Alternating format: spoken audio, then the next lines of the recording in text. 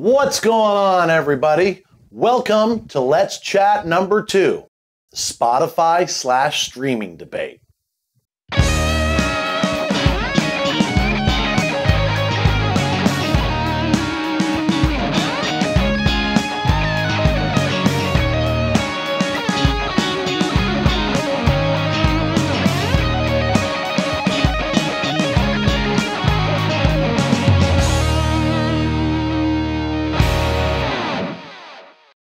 So welcome to Let's Chat, everyone, a regularly reoccurring segment where we talk about anything music-related, period. Nothing in particular, but all related to music in one form or another.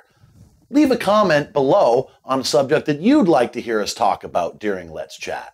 Okay, so we've all heard about the Spotify CEO going and saying that musicians can't just hope to put out some music every 5 years and hope for things to happen, about how we need to start putting out more and more music. And the interwebs be ablaze.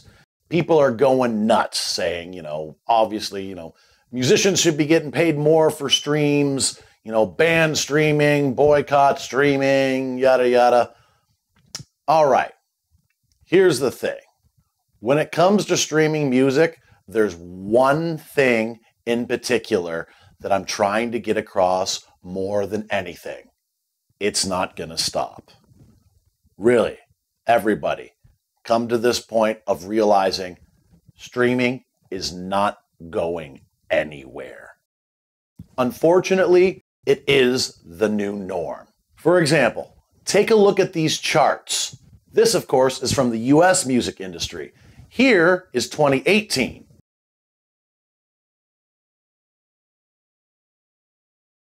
Here is 2019.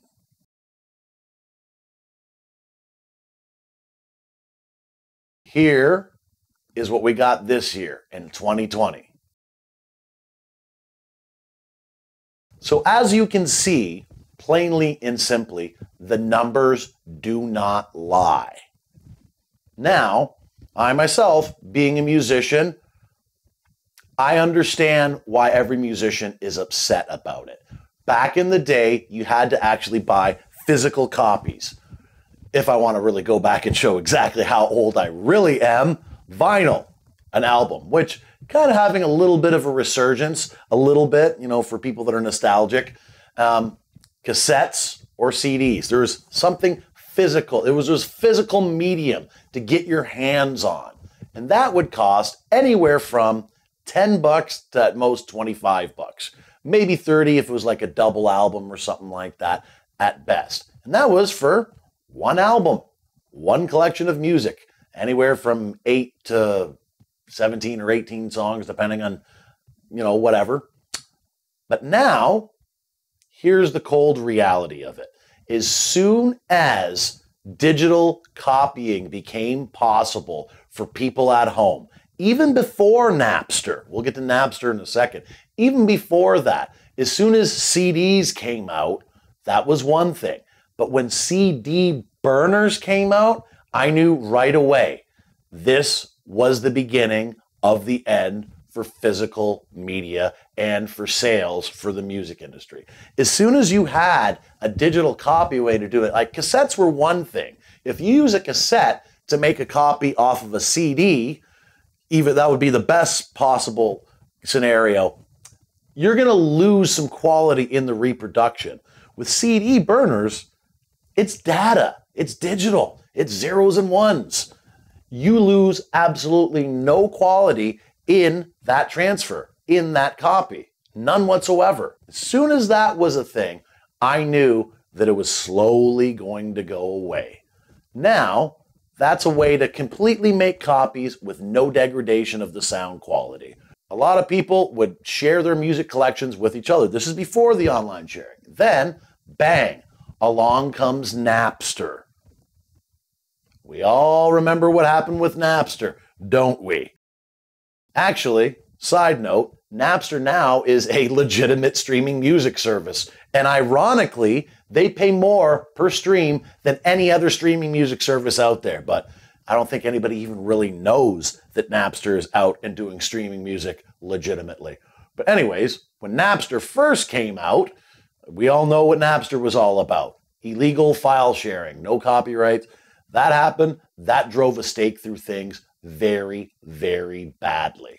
Now, after this happening and going on for long enough, record companies losing profits hand over fist, revenue down like no tomorrow. This analogy basically became the way they looked at it. Get something from the listeners or get nothing. And that's where we are today. Everybody on their cell phone, a tiny handheld device that they have with them wherever they go, which most cell phones have anywhere from 60 to 120 gigs of storage on them, roughly these days. On your little tiny device, you can stream unlimited buffet of almost every artist out there for $9.99 a month.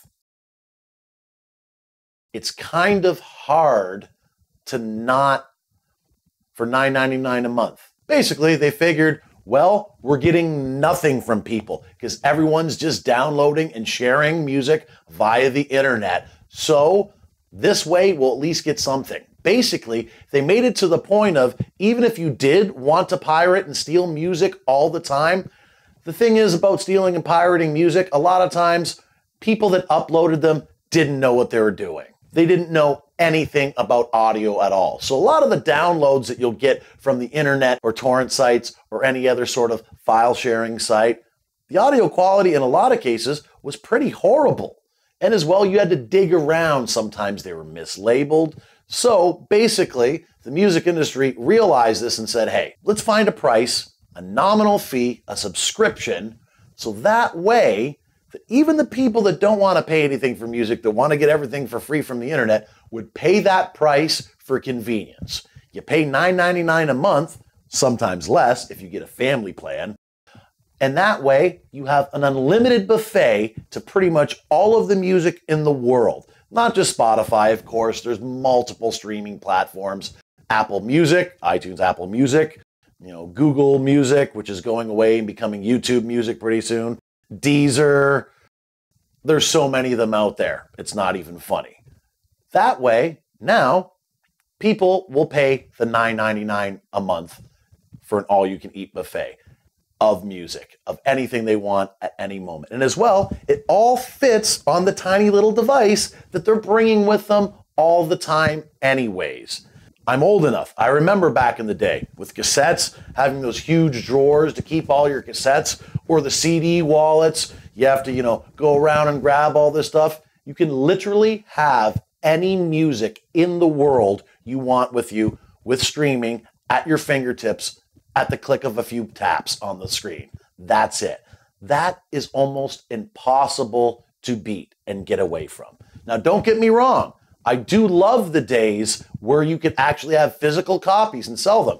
I am a musician, a gigging, working musician that still puts out original material. And I did for my last CD that I just released. I got a few copies of CDs done up just for selling at gigs and all that. Although not a lot of gigs these days because of the lockdown, pandemic time. But even that, most people won't bother buying a CD even at a live show. They'll fill my tip jar. It's not really a tip jar. They'll fill the jar that I have sitting next to selling CDs that says for CD money, but they'll just say, hey, I got you on Spotify. Hey, I got you on Apple Music.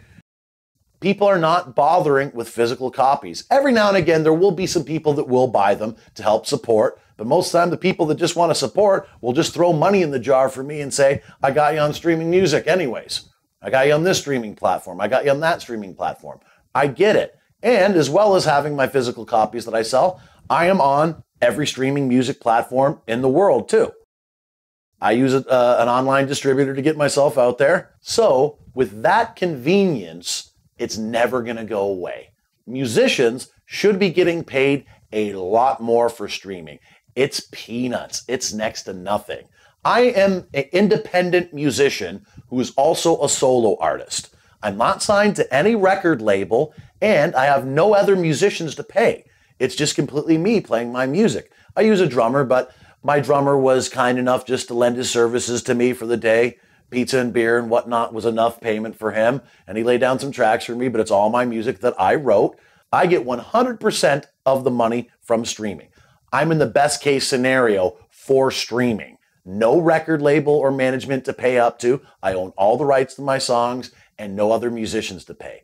That being said, it comes out to roughly a quarter of a penny per stream. It's pretty pathetic. Even when you're getting, a few thousand streams per week, it doesn't really add up to that much. You do not get a lot of money from streaming. Now imagine independent just like me, but 4 or 5 piece band. 4 or 5 piece band splitting that quarter of a penny per stream between them. Ugh. Even worse for the national acts. Most of these bands these days that are signed to a record label have a 360 deal. So they're kicking up quite a bit of their streaming revenue over to the record company as well, and then splitting the rest between the band. I get it. It's not a lot of money. But again, you have to remember, above all, you can't stop it. Again, remember, streaming is not going anywhere. With a lot of people saying, boycott streaming, don't do it, sell your stuff online for Bandcamp, online sales is still good, digital downloads still, good. I get it, and I would leverage that way, but the bottom line is nobody's going to do it. I understand everybody wanting to make more money that way and doing it that way. But if you want to leverage 110% completely physical copies or digital downloads, if you want to go strictly trying to sell physical copies through the mail, at shows, online, through different ways, or digital downloads exclusively without doing streaming, you're going to have a really hard time. That's just not the way the world works anymore. Unfortunately, again, I agree with everyone that's upset about streaming music and how little everyone gets from this. I'm 100% agreeing with everybody that we need to get more money per stream. However, subscriptions are $9.99 a month. The way the industry is now, it's completely different. Not only streaming music and digital download, Facebook, YouTube, the internet has changed the game dramatically for how the music business runs and will run. So if you're going to boycott streaming altogether, you're giving up the #1 chance for discovery. Spotify is known as one of the #1 platforms for discovery, getting your music out there, getting your music out globally. Spotify is in several countries across the world. So are all these other different streaming platforms that are unique to certain countries only, that you can get put on through a different various online distributor. So if you're going to completely boycott streaming as a musician, you are doing yourself a great disservice. Because the bottom line is this: you're not going to make that much money from selling your music online through digital downloads or through Bandcamp or through some other online merch store. You're not going to sell that much. It makes sense, especially if you can go viral, to allow yourself to be on these streaming platforms. And if and when you have songs that really go big, that really reach out there, you can end up making enough money off of streaming to at least make it worth your while. Hey, the way the music industry always was before streaming was the record company would take most of the sales for your records anyways. But the thing was, if you sold 10 million records, well, you're going to sell out every 30, 40,000 seat concert venue, football arena in North America or wherever out the world you tour. That's where you would make your money. So in the end, is it really that much of a difference anyways?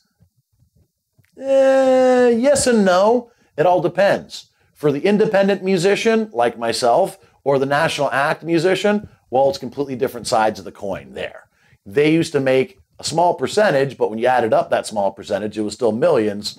But, for us local independent musicians, we put in a lot of money going back in the day to our CDs to get physical copies out there. Usually had to go to a studio. Nowadays, most of us have home studios and are bringing things in to another studio just to mix and master, maybe some reamping or recording real drums. So it's costing us less and less for independent musicians to create and produce our own music, but we're getting a lot less because people aren't even buying physical copies at all anymore. All that we have is streaming. So anyways, again, I get it. I miss the old days as much as anybody else. I'm an old guy where you could actually sell music and people would buy it, but it's just not the world we live in anymore. There'll always be some people that will support it. So it does always make sense to have physical copies of your music always done up. Again, I'm a musician that does original music. I've got all my stuff up on every streaming platform, and I do have physical copies that I sell as well at shows and other ways as well too. Doing both, but do not boycott on the streaming. That's my advice. That's my take on it. Leave a comment below on your thoughts on this. So that about does it for Let's Chat number 2, the Spotify/streaming debate. Again, leave a comment below on a topic that you'd like us to talk about during Let's Chat. Thanks for checking out this video. Do what makes you happy.